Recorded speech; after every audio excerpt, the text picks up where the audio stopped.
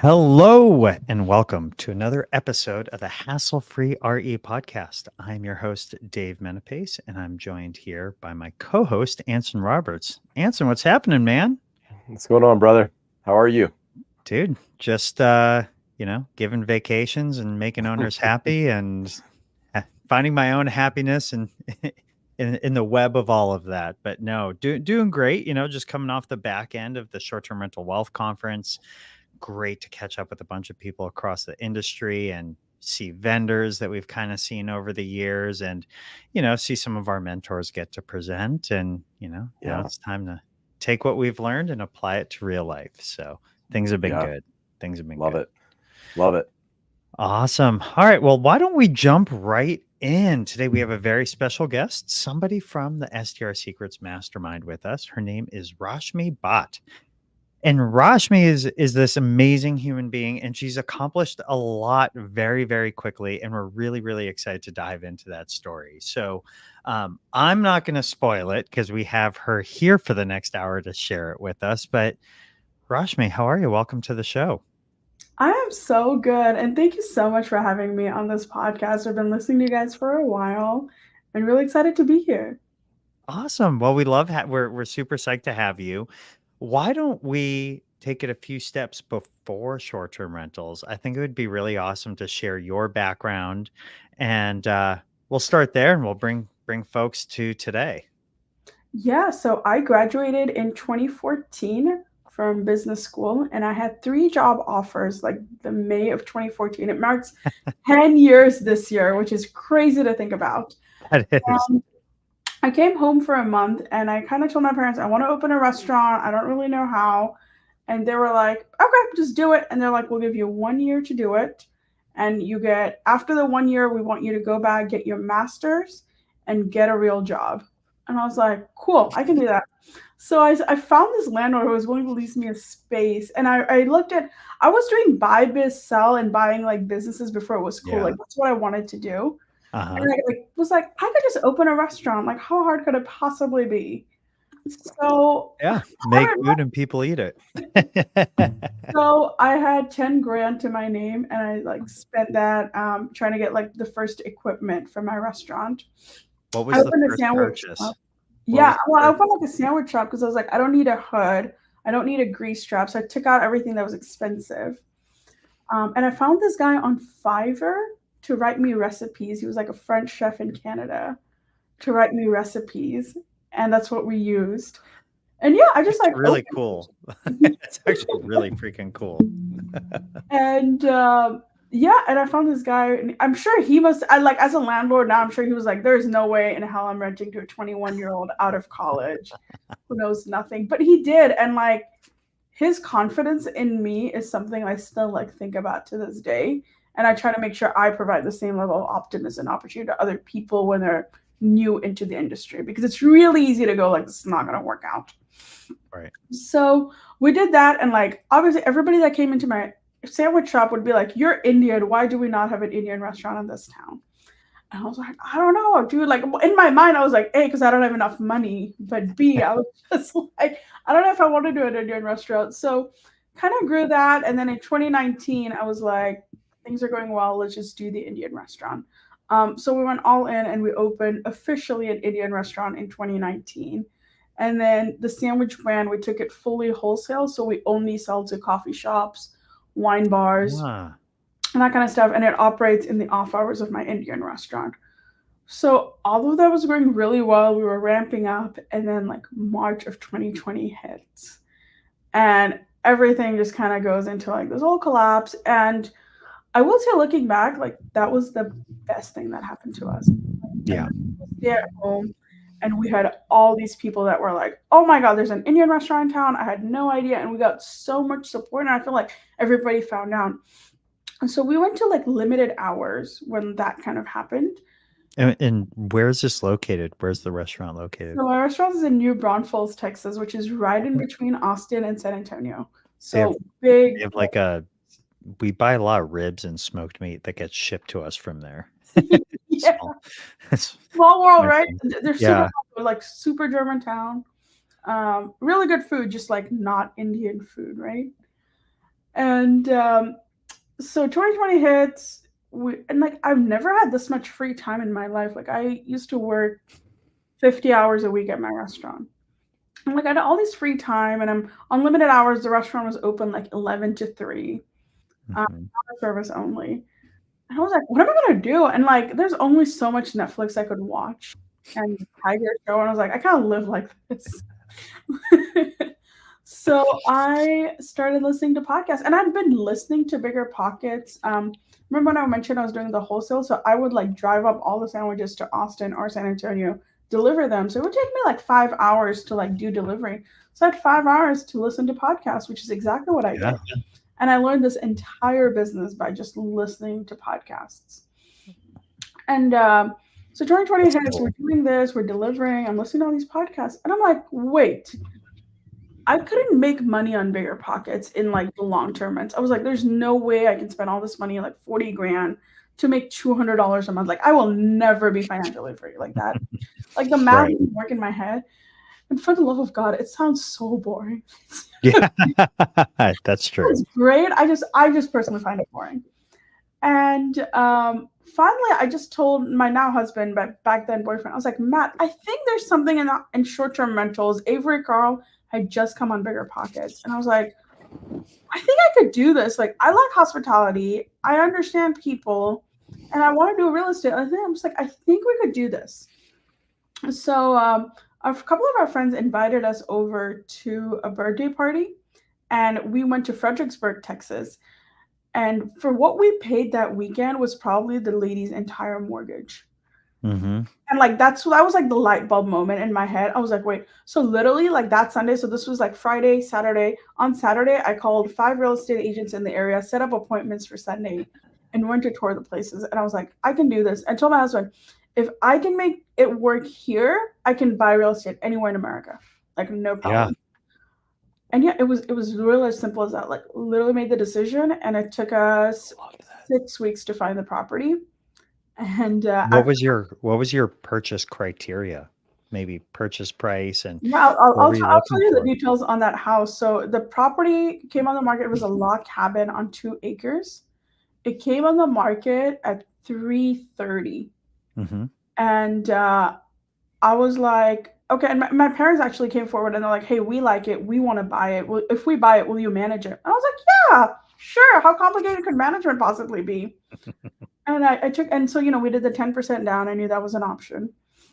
And at signing table, I looked at my now husband, but I looked at Matt and I was like, I don't know if my parents are going to get this 30 grand back.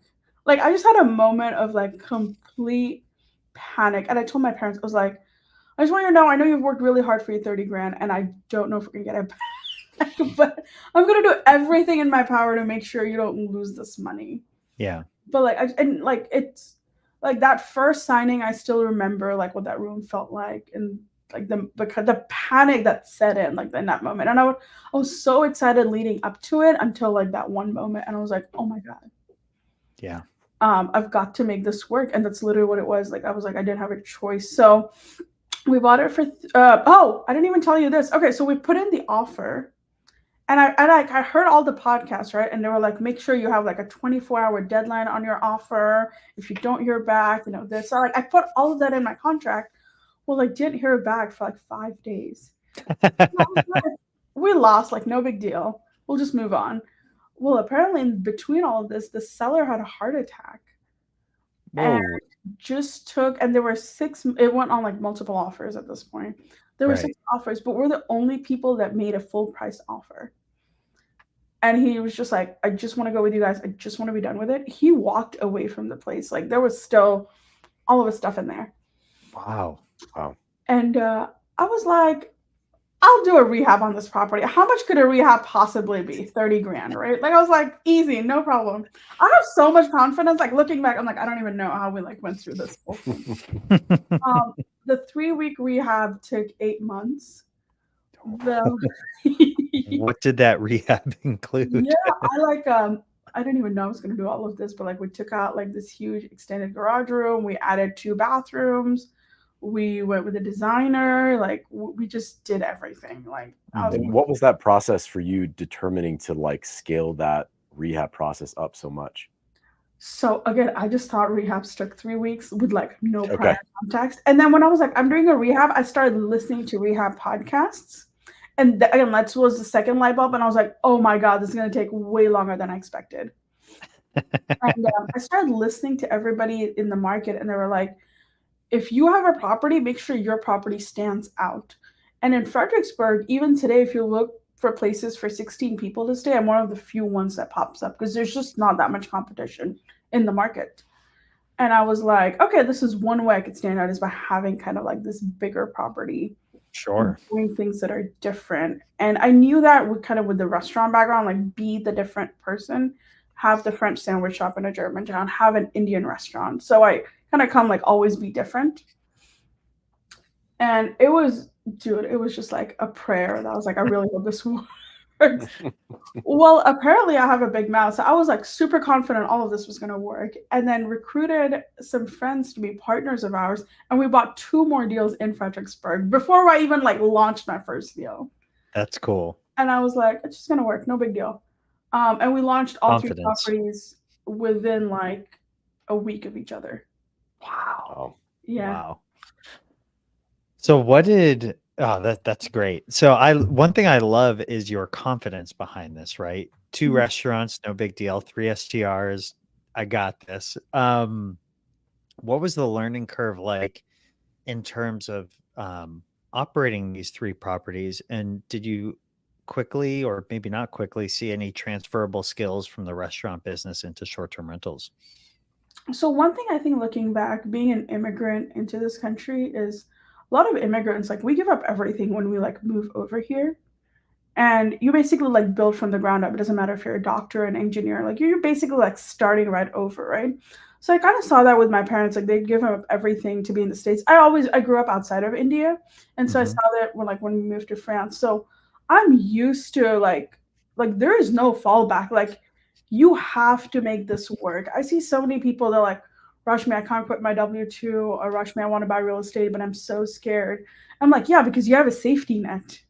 You can fall back. Like I didn't have a choice. Like the restaurant had to work. The STRs, like they had to work. Like I didn't accept like another reality. And like that's genuinely the truth. I was like, if I don't make my mortgage payment, like I'm gonna lose everything. Right. Trust me, when you have like that kind of like motivation, like you find a way to make it work. And you're like, Yeah. I'm gonna do anything to make this work. Right. So I It's never just came with that.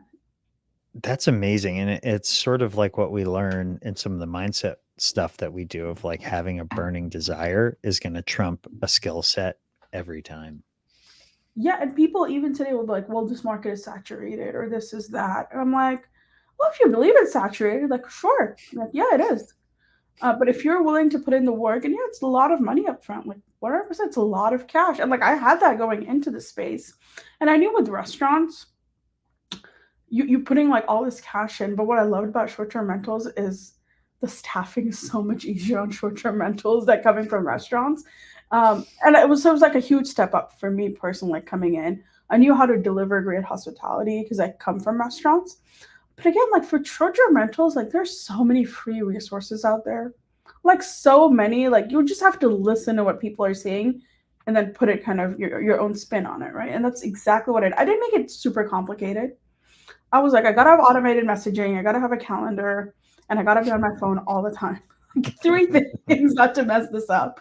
And again, like coming from an immigrant background, like we have people for anything, and labor is very cheap in India.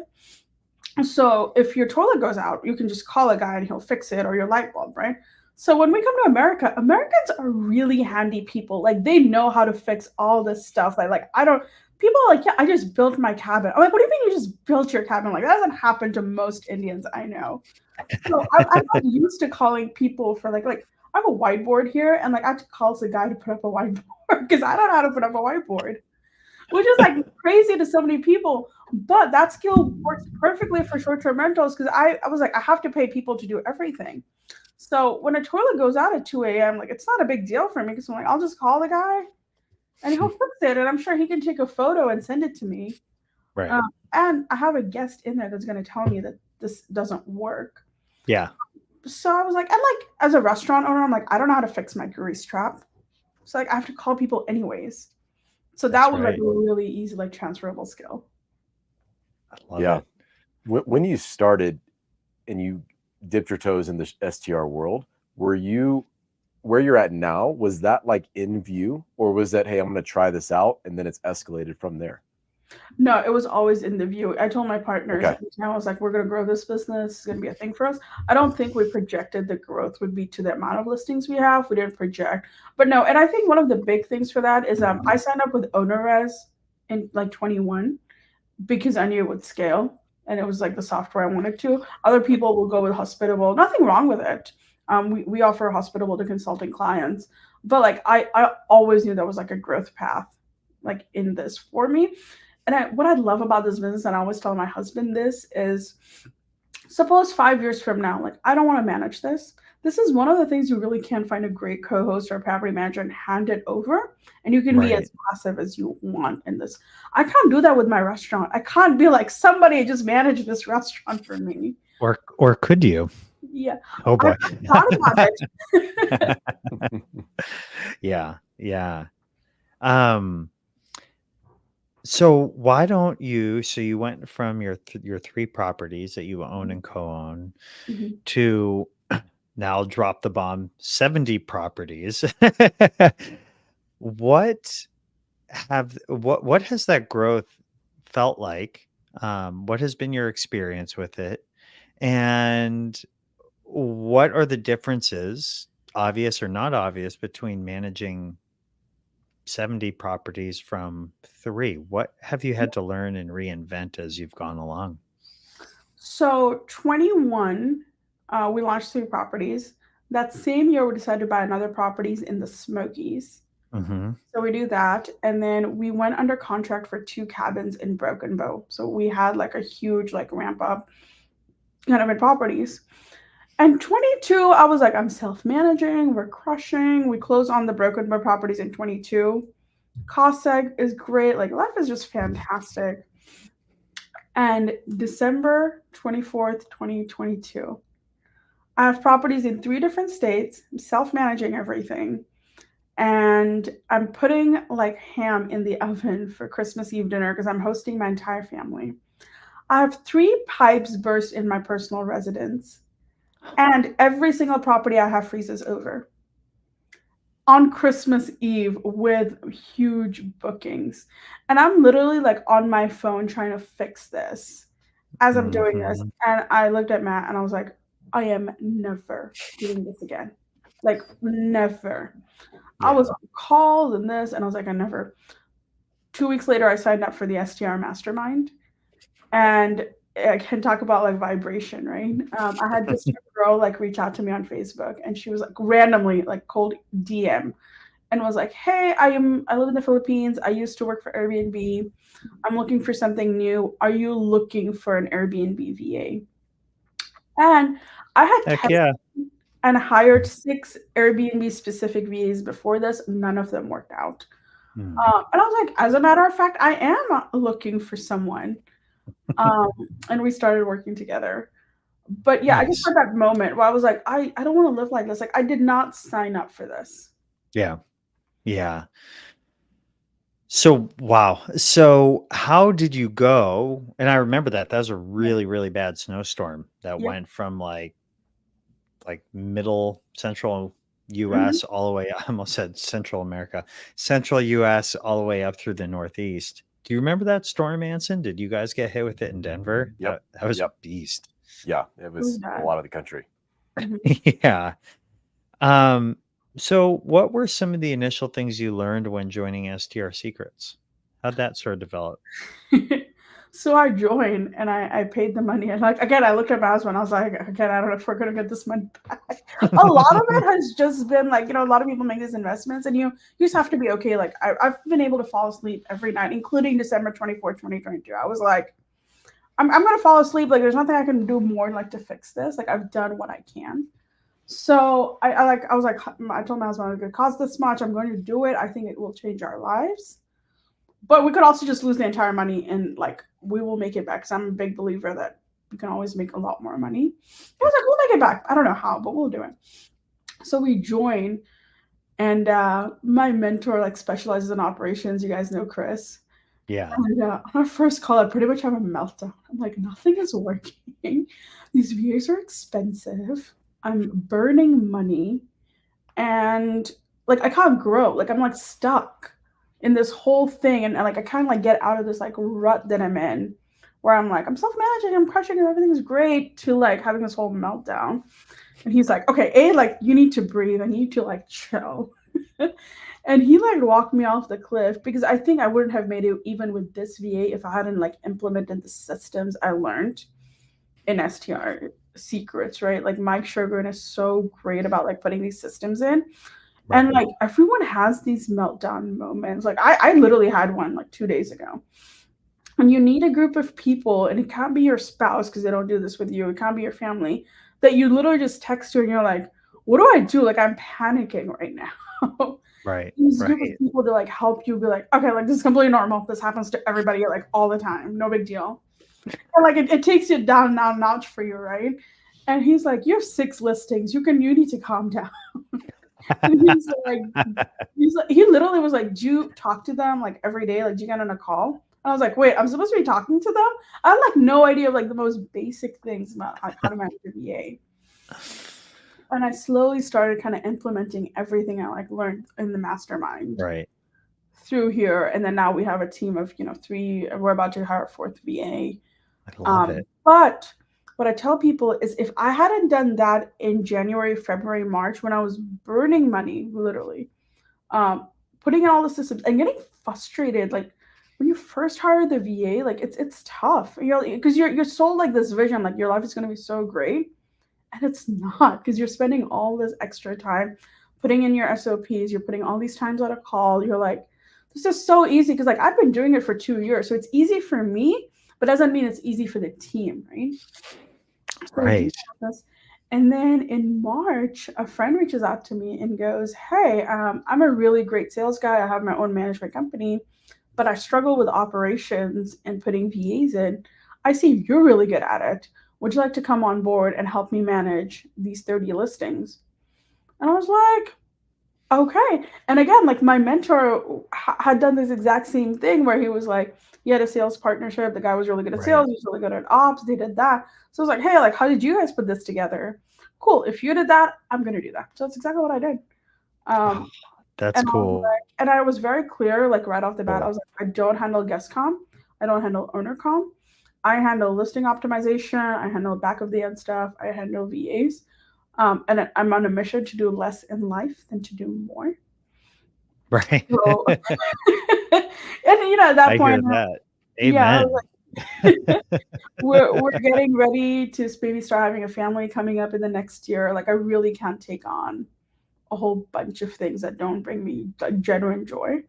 And something Mhm. that's kind of flexible. So yeah, and I told him I was like, I'm happy to do this for free, and he was like, no, like I want you to pay you. I want to do this, and we started working. And he was like, it'll be like a 2-month arrangement, and I was like, cool, like that's great. It's we're about to be at a year with the whole thing. Nice. Yeah. So did you some of those operational tasks, did you Mhm. both work to have the VAs take those on? Did he sort of just oversee that so you didn't have to? How did that work? Yep. So we have a day-to-day operations manager who handles Nice. a lot of the ops that kind of go through. She's Mhm. amazing lifesaver. And then a lot of people just don't know how to handle VAs. Like, how do you find them? How do you train them? How do you put your SOPs in place? A lot of people, like, even in our mastermind, will talk about, like, I'm working on putting my SOPs in place. I'm like, you have 3 properties. You don't need to work on your SOPs. You need to go out and get more sales. You need to get more clients. Hire your first VA, do Loom calls, and then have them write Yes. your SOP for you. Yeah. Yeah. You And wasted, and you know this, Dave. you're totally right though. Mhm. No, and it's a natural a lot of the sort of mentors out there do always say, I wish on the first one I treated it like it was my 10th. Like, you know what? You probably wouldn't have gotten to your 10th if you worked that hard on the SOPs in the beginning, because that SOPs are easy. Getting clients is hard. Yeah, How it's about for you, Anson?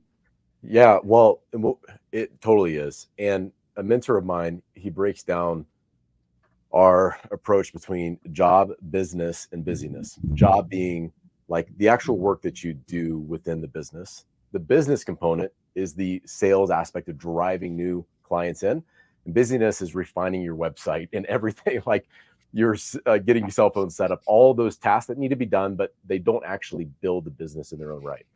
And understanding with discernment, like which stage you need to focus on is absolutely critical, because as you're saying, Rashmi, if you have 2 properties and you have 85 SOPs and you have everything structured, that's fine, but you don't have any like flow of business coming in, and you have to order that correctly if the intent is growth, if you actually want to get to the place that you have been able to get to in the time span that you have.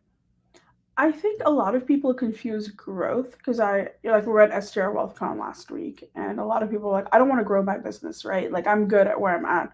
And I'm like, I didn't want to grow my business either, but I would literally have done anything for time freedom. And a lot of people don't understand that you have to be at a certain scale to be able to hire people to have that time freedom. That's what like prompted my growth, is I was like, I can't live like this. I don't want to answer like people are like, I'm great at guest com. I'm like, I'm the best at guest com. Have you seen me respond to a Wi-Fi response on Airbnb? Dude, I'm great at it. But it's not $1,000 an hour task. Right. It's not. So Which is that becoming a guiding principle for you? Is that like your value of your time? 100%. Yeah. And I've gotten better about it. Grew up again like the immigrant mindset, right? So great. Part of being a good wife is you cook your husband 3 meals a day. And I'd legit have to ask myself in the mindset, like, is that $1,000 an hour task? Maybe it is, maybe it isn't, right? But like, is it really? And like, the answer was it's not. So can we hire a chef to meal prep for us? Or I like refuse to walk into Walmart or HEB for us, and so I always have stuff delivered to us. Mm-hmm. But going a lot beyond like short-term rentals and real estate, meaning like what is $1,000 an hour task, and what is $100 an hour task, and genuinely believing it, because it's easy to talk about it, but it's hard to do it when you're burning money on a business like I was. But if I hadn't done it, I couldn't have grown. I couldn't have accepted the partnership. Right. And having the belief that like something will come up where you'll make the money, right? Right. Well, and that goes back to confidence and belief too. And I think some people mistake that with saying like, oh, you're down to take risks, and things are only as risky as you let them be, in my opinion. If you have confidence and a vision for something, that'll trump everything, in my opinion. And it's totally fine not to know how it's going to work out or how to accomplish it.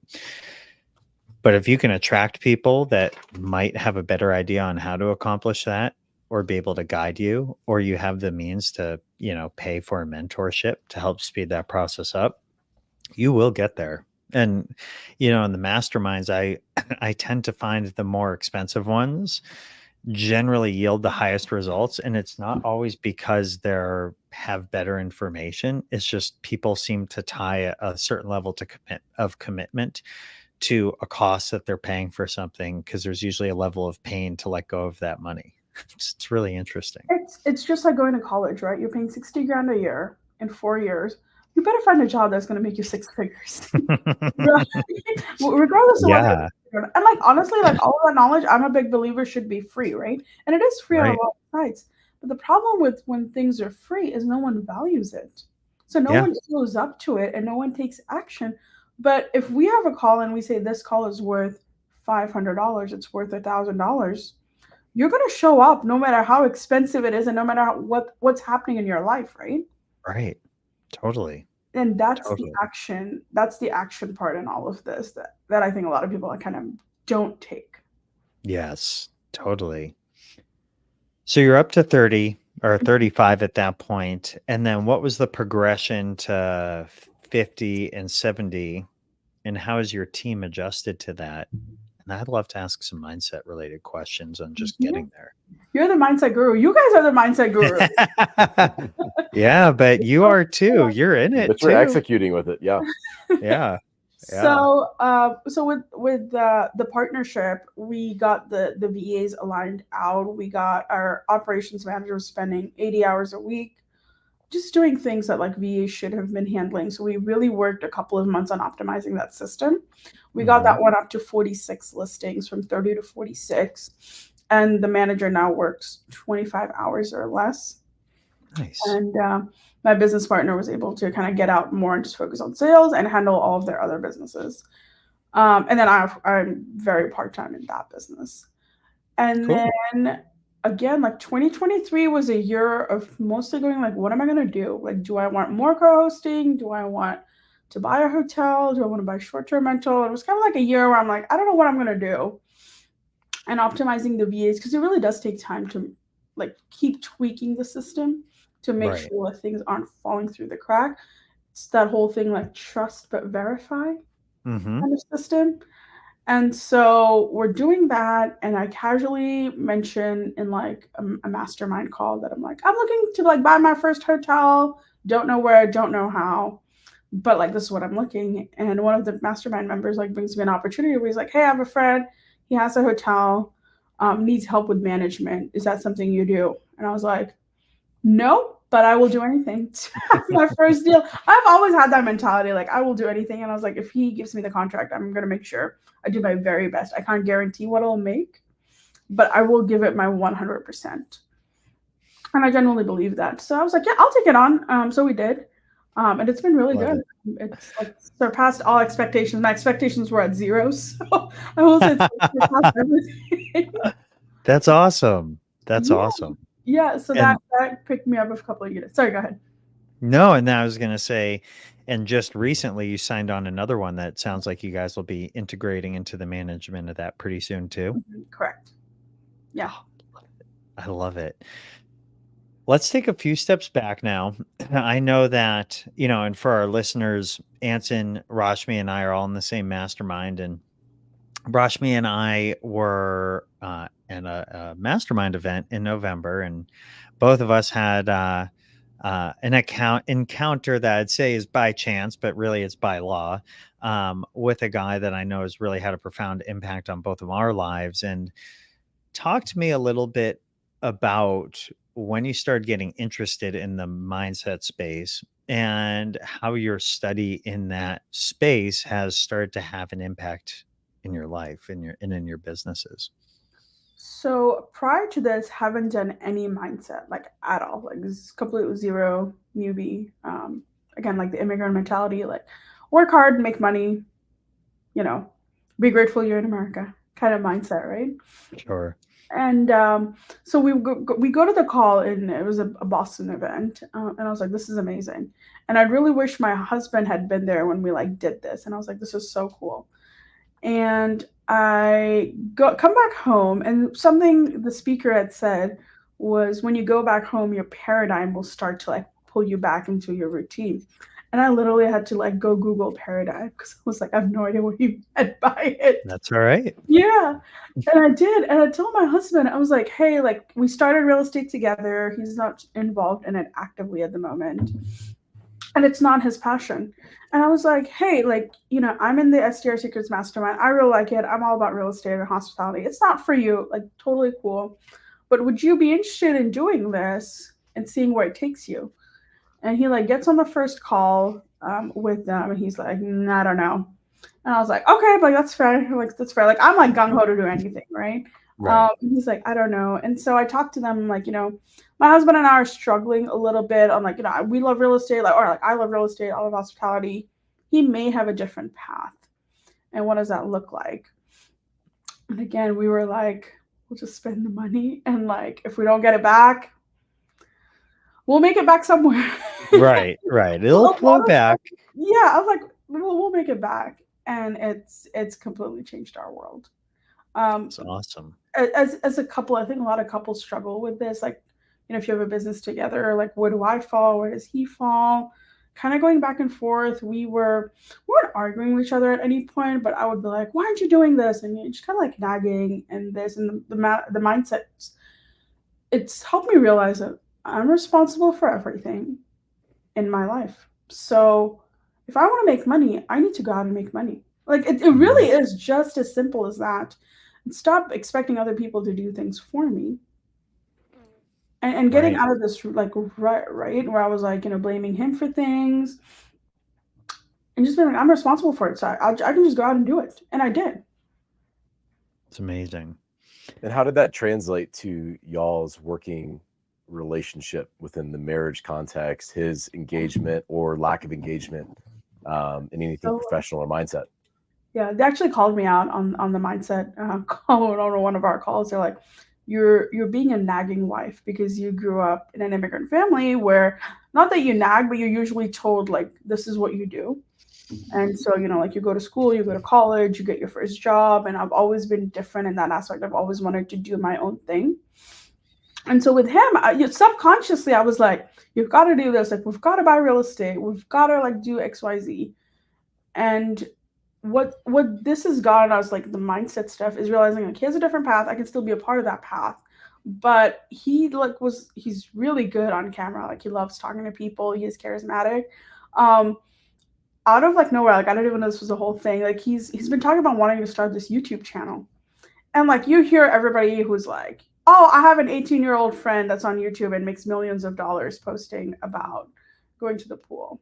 And like there's just like this whole negative connotation of being a content creator. It was a huge mindset thing, right? Like how can you be a content creator while producing stuff of good value? And it got him to take a chance on himself. So he like started this YouTube channel and started posting videos. And then like 2 days later, went right back into the old, like, this is not worth it. This is absolutely ridiculous. We're never going to make any money doing it. And then that's when the calls come back and they're like, your mind will do this to you. Right. You gotta keep going and you got to be around people who keep pushing you. So it wants to pull you back into the familiar. Yeah. And like, we didn't know that. Like, we didn't know that that's what's happening. Because like, he talks to me and I talk to him. Like our we didn't have anyone else to be like, this is completely normal. Right. And Mike Sugarman's talked about it. He's like, your entire world will crumble when this happens. And it physically hurts. Like I've talked about getting breakouts and tummy aches and like, oh, I'm sick. Like I can't handle this right now. But that's literally your mind like freaking out about what is happening to you. And you just have to move past it. You're like, I'll be okay. Like I'll be fine. I'm perfectly fine. And it's true. Yeah. But you need somebody there to be like, this is complete. Because you can't tell your parents because they'll just freak out and be like, absolutely not. And pull you right back exactly where you were. And yeah, it's such a good point. It's such a, when you're operating at a higher paradigm, like yourself isn't used to that. The only way you get used to that is by continually practicing being in that state of mind. And it's not being in fairy tale land. It's about being where you want to be, right? And only making decisions based on what you want and staying in that and staying true to that. Because most people, navigate this world and the world kicks their butt, right? They react to a lot of things. Even if they're patient and calm and not upset about what life's throwing at them, they're reacting to what's happening rather than making the world react to them. And in that instance, not wanting to continue to put yourself out there, even though it's actually what you really want, that's just like another example, like you said, of your old paradigm just like clawing you back. that and it was really important for me that we be on the same kind of like frequency and vibration. I didn't want us to grow apart in this journey because I've heard a lot of entrepreneurs, get divorced with, with their Right. spouses. There's a lot of animosity, and like I was like, I just like we have such a great relationship. It's important for me that we continue to grow that. So I kind of like dragged him into it, and then I kind of had to be like, okay, like I need to like back away and like do this. And like what's been shocking, which is just like still hard for me to process, is I let go and I thought like he would just drift back, right? But because I held myself to his standard, he like met me here. So now he's coming up with content ideas. He's coming up with doing things.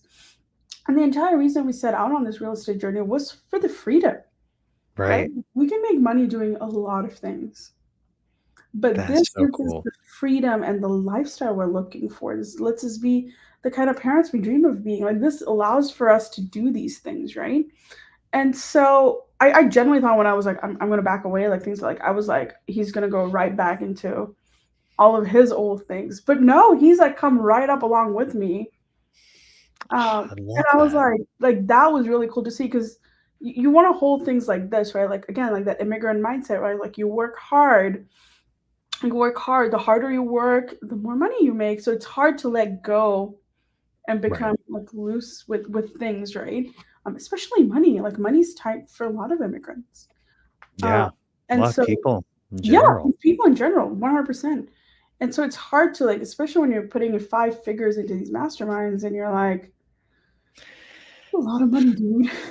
Well, and you want to know why?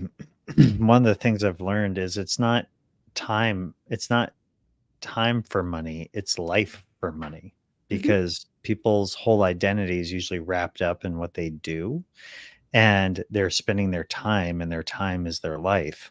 And so when you make that connection between life and money, even though money is just an idea, and we talk about it all the time, money is just energy, and it's just an idea, and the more you put out, the more it flows right back to you just as fast. But that is a hard jump for people to make mentally if they're not in this mindset space that we're in. Yeah, and when people tell me like money's energy, I'm like, I have no idea what that means. Like I know people keep repeating that to me. I'm like, I have no idea what that means. And like the more you're around it, the more it starts making Right. sense to you. And you're like, Yeah.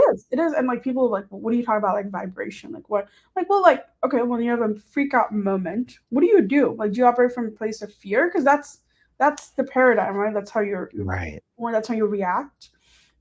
I'm taking a step back and being like, calm down. Like, what I was talking about with the VAs, like things aren't working out and just freaking out and being like, you're fired, get out.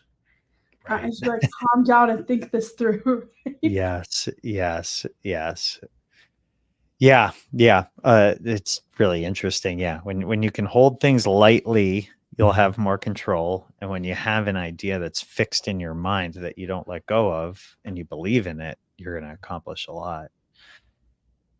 So what are your goals in real estate and life? What's like, we're jumping into 2024, even though we're about 6 weeks in, but where do you want to see yourself take these companies? Maybe any new companies do you have ideas of on the horizon? Yeah. So a big goal for this year is to buy our own boutique hotel. So if anyone Yeah. needs any deals in Central Texas, hit me Hmm. up. And a big push is to be on the digital front. So if you guys want to connect, I am on kind of real estate Twitter. I talk about my journey a lot on real estate Twitter. And I post content on YouTube, even though it's tough and I don't know if it makes a difference. But I still do it because it's important for me to provide this Good. level of value. Because I had other people who did this for me.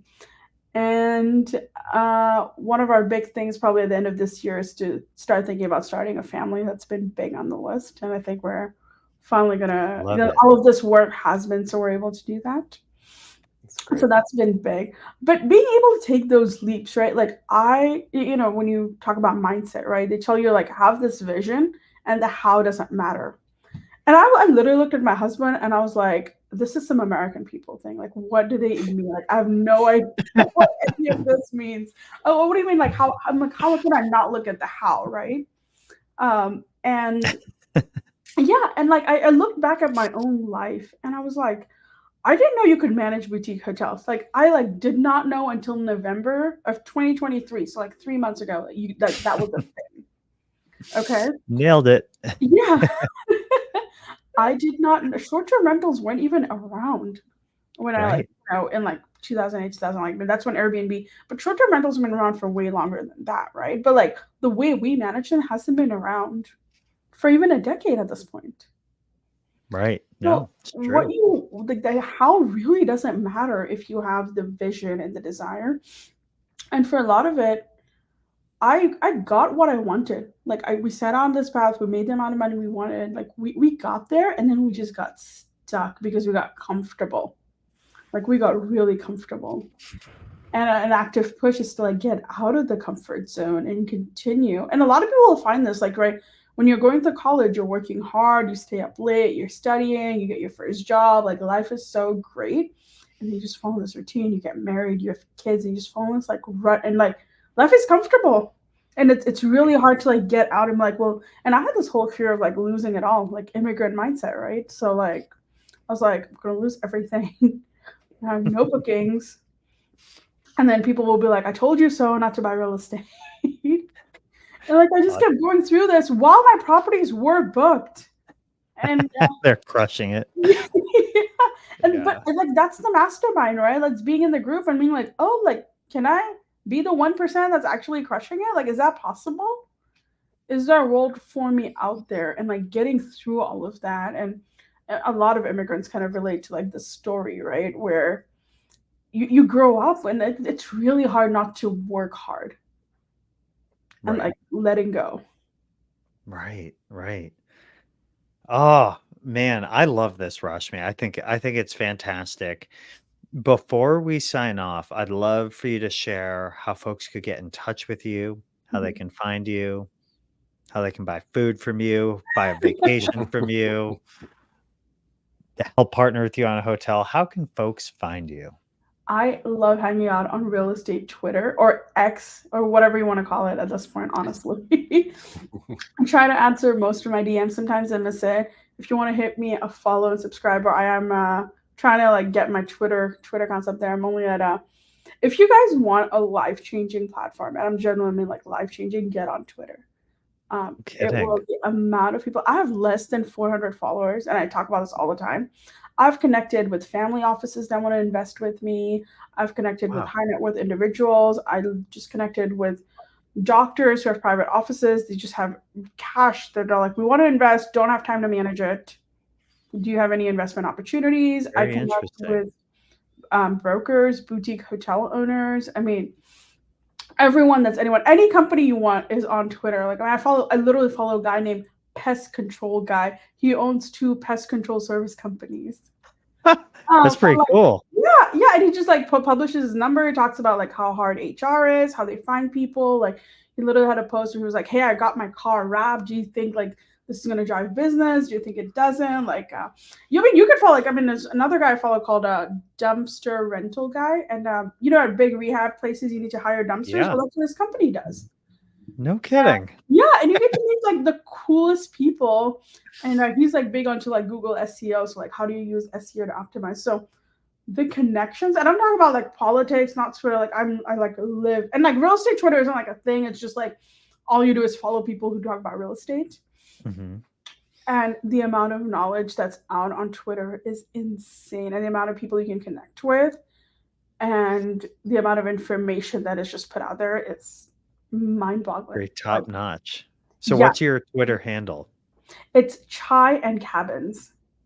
Chai and Cabins, like CHAI and Cabins. I love it. We'll make sure to put that in the show notes. Well, Rashmi, thanks for joining us. And actually, one last thing, you have a podcast. Tell people about the podcast. Yes, I do. So Jen and I have a podcast. You guys can head over to YouTube under Chai and Cabins as well. And we interview great people like you. We're actually going to have Dave on the podcast coming up soon. And Anson, I actually wanted to get you on my podcast too. So let's make it happen. Let's do it. But we talk about short-term rentals, women in short-term rentals, and real estate. Jen is a stay-at-home mom who manages her business from here and homeschools 3 boys.